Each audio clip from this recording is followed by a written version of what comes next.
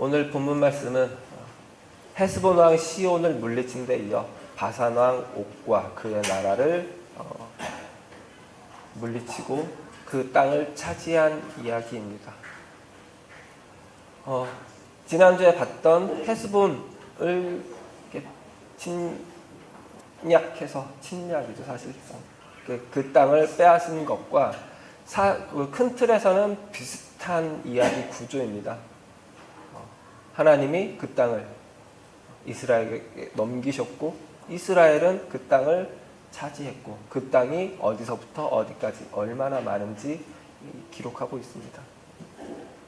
그런데 헤스본과 전쟁한 기사나 이 바산과 전쟁한 기사에서 공통적으로 두드러지는 특징은 한 나라를 차지한 전쟁이란 말이에요. 이게 그렇다면 이게 전쟁 한 번으로 끝나지는 않았을 것입니다. 그러니까 전투 한 번으로 끝나지는 않았을 것입니다.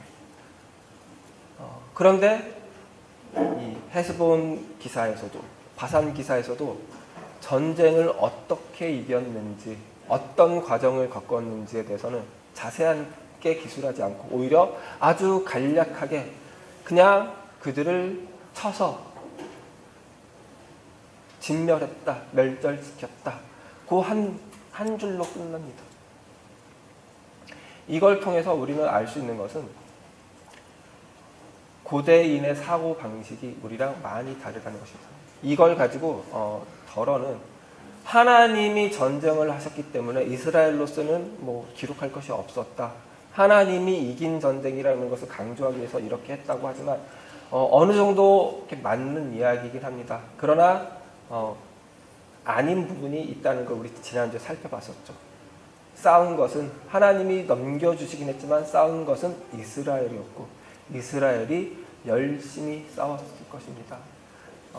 그래서 그게 전부는 아니고 나머지 어떤 이유 때문에 이렇게 짧게 기록했다고 봐도 되냐면은 몇 번 말씀드렸었는데요. 고대인들과 우리의 사고방식의 차이에 기인한 겁니다. 우리 현대인, 특별히 조금 더 세부적으로 묘사해서 서구 문명의 영향을 받은 서구 문화가 지배하는 시대를 사는 현대인에게 가장 중요한 이성의 사고방식은 왜가 충족되는 것입니다. 왜 혹은 어떻게 이길 수 있었는가, 어떻게 이겼는가, 왜 이들이 이길 수 있었는가가 충족이 돼야 이성이 이렇게 제대로 작동하는 셈입니다. 그러나 고대인들에게 왜, 어떻게는 전혀 중요한 문제가 아닙니다. 그거보다 더 중요한 문제는 언제나 뭐라고 그랬죠? 누가 이 전쟁을 이기게 만들었는가? 누가 이 전쟁의 배후에 있는가? 그걸 헤스본 기사에서도 이 지금 바산 기사에서도 명확하게 밝히면서 시작하죠. 하나님이 이스라엘에게 넘기셨음에, 하나님이 우리에게 넘기셨음에, 하나님이 계시기 때문에, 하나님이 이 전쟁을 주셨기 때문에, 하나님이 이 전쟁의 배후에 있기 때문에, 하나님이 하신 전쟁이기 때문에, 하나님이 이겼기 때문에 우리가 이겼다. 그래서 그 뒤에 차지한 땅이 여기서부터 여기까지다 이렇게 막 이렇게 장황하게 기술하는 것. 전쟁 상황은 짧게 하지만 얻은 땅을 장황하게 기술한 것은 이 땅을 하나님이 주신 것이다 라는 선언이기도 한 것입니다. 이렇게 공통점이 있고 큰 틀에서 지난주에 봤던 본문과 비슷하지만 그러나 다른 것이 두 가지가 있습니다. 하나는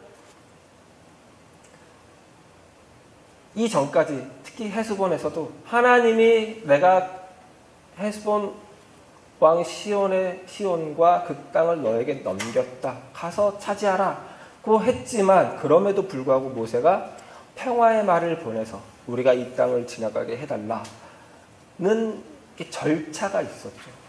그런데 오늘 본문에서는 바산을 쳐들어갈 때는 그런 절차가 없습니다. 그냥 우리 1절에서 우리가 돌이켜 바산으로 올라가매 이렇게 바로 시작합니다. 바산으로 올라가매, 바산으로 쳐들어간 거죠. 그랬더니 바산왕 옥이 그 군대를 이끌고 내려와 에드레이에서 전투를 벌인 거죠. 그런데 문제는 이렇게 이스라엘이 먼저 쳐들어갔는데 그 쳐들어간 상황과 전혀 어울리지 않는 말씀을 하나님이 하신다 이거죠. 2절입니다. 2절 같이 읽습니다. 여호와께서 내게 이르시되 그를 두려워하지 말라. 내가 그와 그의 모든 백성과 그의 땅을 내 손에 넘겼으니 내가 헤스본에 거주하던 아모리 족속의 왕 시온에게 행한 것과 같이 그에게도 행할 것이라 하시고. 어떤 부분이 이상하죠? 이상한 부분이 있어야 돼요. 어떤 부분이죠? 하나님이 모세에게 이르시되 그를 두려워하지 말라고 하셨다. 이 말씀을 왜 하셨을까요? 이런 말이 나오면 언제나 어떻게 생각해야 된다고 했죠? 이 말을 들은 사람이 두려워하는 상황이라고. 이 말은 하나님이 하시는 상투적인 표현이 아니에요. 아무 때나 하시는 두려워하지 말라라는 말을 아무 때나 하시는 거 아니에요. 두려워하고 있는 상황, 두려워하고 있는 정황이니까 하시는 말씀인 거예요. 그럼 뭐가 좀 안 맞죠? 하나님이 가서 차지하라 고 했는데 가서 주저하고 있는 상황에서 두려워하지 말라고 말씀하신 게 아니라 이미 이스라엘이 바산으로 올라가매요. 바산으로 올라갔어요. 그런데 하나님이 두려워하지 말라고 해야 될 정도로 두려워하고 있는 상황이라고. 그렇게 두려워할 것 같았으면 들어가질 말았어야죠.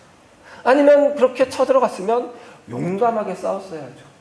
왜 이런 걸까요? 이런 불일치는 어디서 온 걸까요? 이걸 살펴보려면 다시 한번 민수기 기록을 살펴볼 필요가 있습니다. 민수기 21장입니다. 이 바산에 들어간 대목은 33절부터입니다. 33절부터 35절까지 한번 보겠습니다. 같이 읽습니다. 그들이 돌이켜 바산 길로 올라가매 바산 왕 옥이 그의 백성을 다 거느리고 나와서 그들을 맞아 에드리에서 싸우려 하는지라. 여호와께서 모세에게 이르시되 그를 두려워하지 말라. 내가 그와 그의 백성과 그의 땅을 내 손에게 넘겼나니 너는 헤스본에 거주하던 아모리인의 왕 시온에게 행한 것 같이 그에게도 행할지니라. 이에 그와 그의 아들들과 그의 백성을 다 쳐서 한 사람도 남기지 아니하고 그의 땅을 점령하였더라. 이렇게만 보면 오늘 본문 신명기에 있는 기록과 크게 다르지 않죠. 다를 대목이 없습니다. 그런데 민수기 안에서 전쟁 기록들을 대조를 해보면 차이가 있습니다. 우리 지난주에 봤던 헤스본을 쳐들어가는 장면을 다시 한번 읽어보도록 하겠습니다. 민수기 21장 똑같은 곳입니다. 21절부터 24절까지 함께 다시 읽습니다. 이스라엘이 아모리 왕 시온에게 사신을 보내어 이르되 우리에게 당신의 땅을 지나가게 하소서.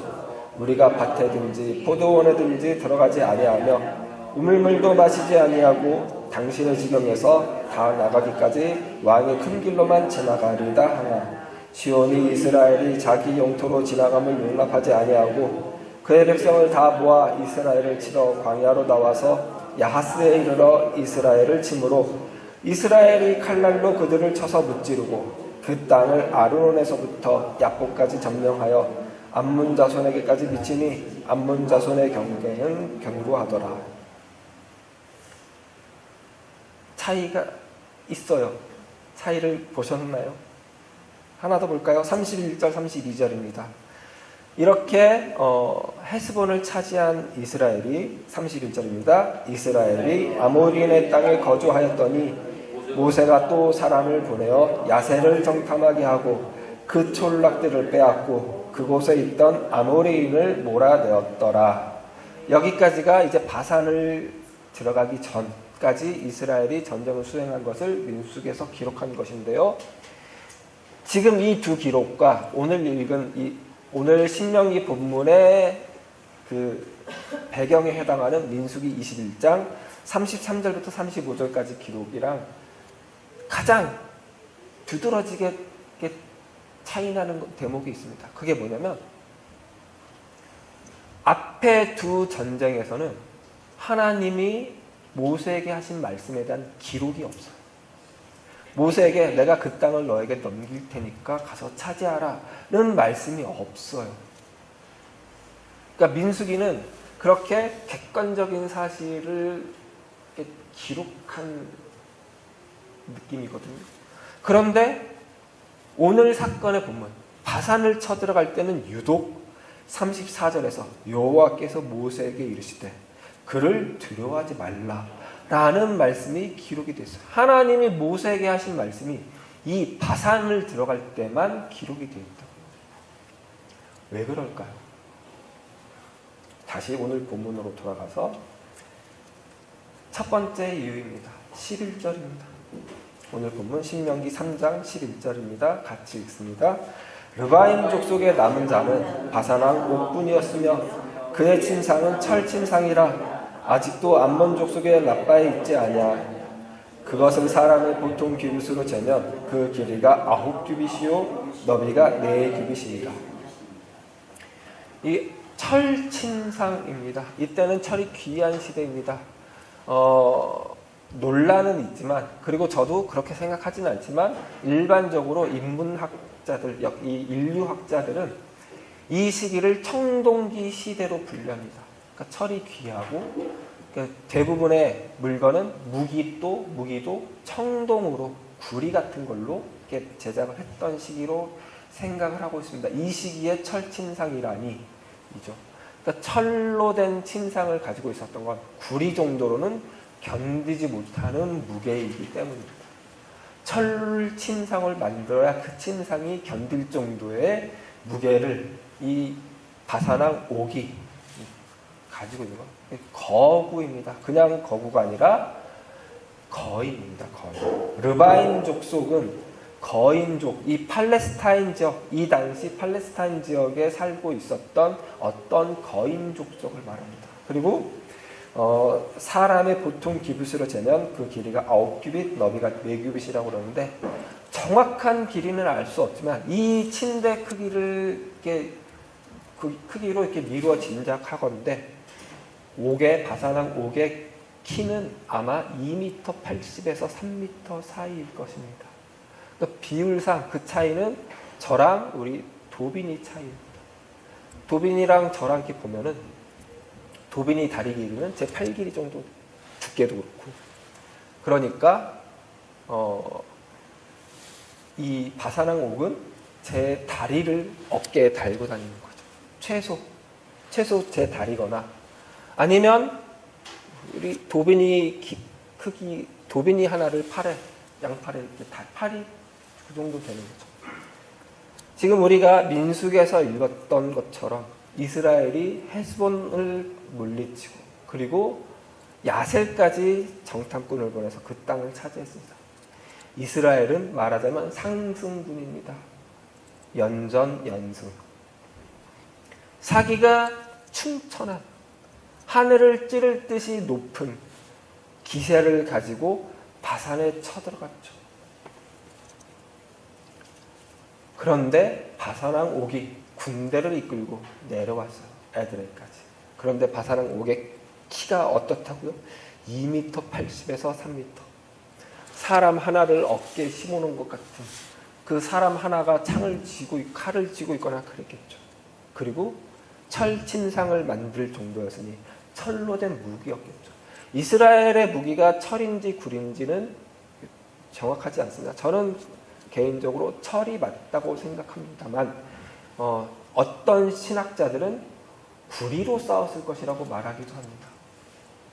어쨌거나 바산왕 옥의 모습을 보고 이스라엘이 어땠겠어요? 순간 마음이 쿵 내려앉았겠죠. 진짜 쫄렸겠죠. 겁이 났겠죠. 그 상황에 대고 하나님이 두려워하지 말라고 하세요. 여기서 우리가 주목해야 될 건 이스라엘이 40년 전에 어떻게 했어요? 가데스 바네아에서 정탐꾼을 보내고 돌아와서 정탐꾼의 보고를 듣고 쫄렸죠. 겁이 났죠. 눈에 보이지도 않은 그 거대한 아낙 족속들의 이야기를 듣고 마음이 쫄려서 우리 들어가지 않겠다. 차라리 애굽에 있게 내버려 두지 왜 우리를 데려와서 여기서 저들의 손에 죽게 하느냐라고 원망을 했죠. 그래서 40년 동안 광야를 또 돌아야 되는 벌을 받았죠. 그 뒷세대가 지금 헤스본과 전쟁에서 이기고 야셀도 이기고 바산으로 쳐들어가는 길에 지금 잔뜩 겁을 먹은 거예요. 이 상황 같으면 하나님이 어떻게 대응해야 맞는 것 같아요? 너네 구제불능이구나. 너네 어떻게 니네 부모 세대랑 다른 게 없냐? 너네 아직도 깨닫지 못했냐? 너네 그냥 광야에서 살아버려라. 그래야 될 것 같죠. 우리가 배운 하나님은 그런 것 같죠. 왜냐고요? 우리는 자꾸 그런 하나님을 배워왔어요. 어떤 하나님이요? 우리가 뭔가를 할 때 뭔가 부정적인 일이 생기면 뭔가 잘못한 게 있다고 생각하죠. 기도를 덜 했거나 하나님 뜻을 구하지 않았거나 혹은 예배를 등한히 했거나 혹은 헌금을 덜 했거나 혹은 봉사를 덜 했거나 혹은 집에서 경건 생활을 덜 했거나 그래서 그런 일이 생긴 거야 라고 자꾸 이야기 듣고 자꾸 종교 생활에 대해서 돌아가야 됐었죠.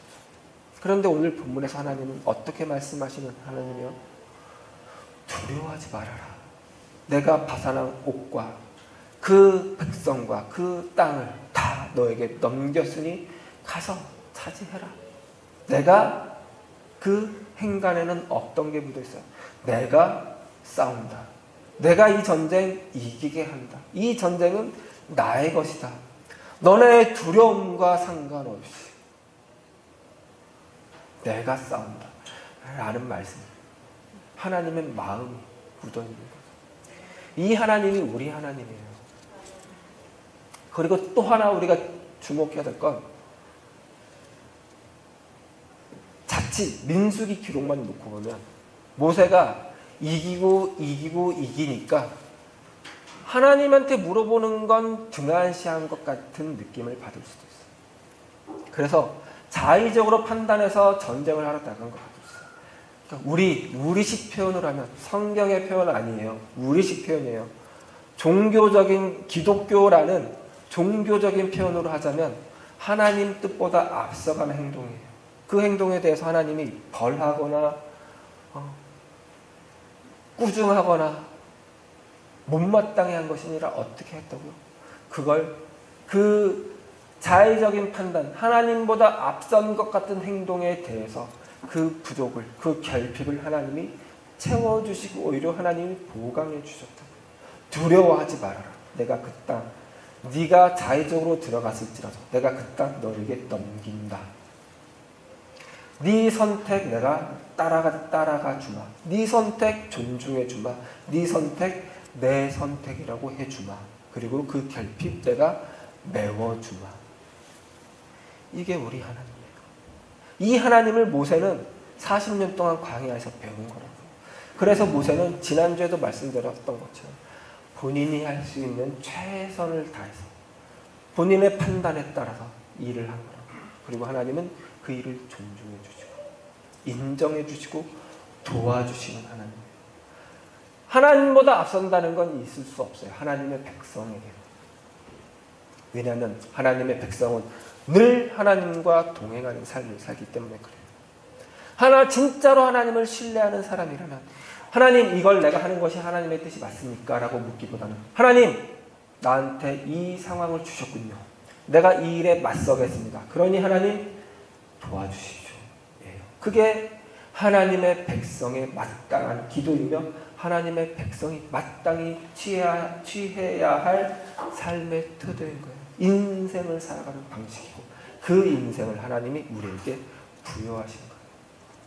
그 인생 살아가는 데가 우리 성도님들 되시기 바랍니다. 그리고 그 인생 살아가다가 간혹 어려움이 오더라도 이렇게 바산한 옥을 보는 것처럼 진짜 쫄린 순간, 진짜 망했다 하는 순간, 진짜 잘못 선택했나 하는 순간이 올 때라도 하나님은 우리에게 두려워하지 말라고, 우리가 받는 모든 땅 우리에게 주셨다고 말씀하시는 하나님이라는 것, 그리고 그렇게 일하시는 하나님이라는 것 신뢰하시고 나가시는, 한 걸음 한 걸음 내딛으시는 우리 인생교회 성도님들 되시기 바랍니다. 기도하시겠습니다. 하나님 감사합니다. 우리가 받는 모든 땅을 우리의 것이 되게 하신 하나님, 그렇게 하신 줄로 믿습니다. 우리 인생이 그렇게 살아와졌고 우리가 앞으로 살아갈 인생도 그런 인생이 될 것을 믿습니다. 우리와 늘 동행하시며 우리의 모든 것이 되시며 우리에게 모든 것을 주시는 하나님을 신뢰하며 나아가는 우리 인생 되게 하여 주시고 우리 인생교회 되게 하여 주시옵소서. 감사드리며 예수 그리스도 이름으로 기도드렸습니다.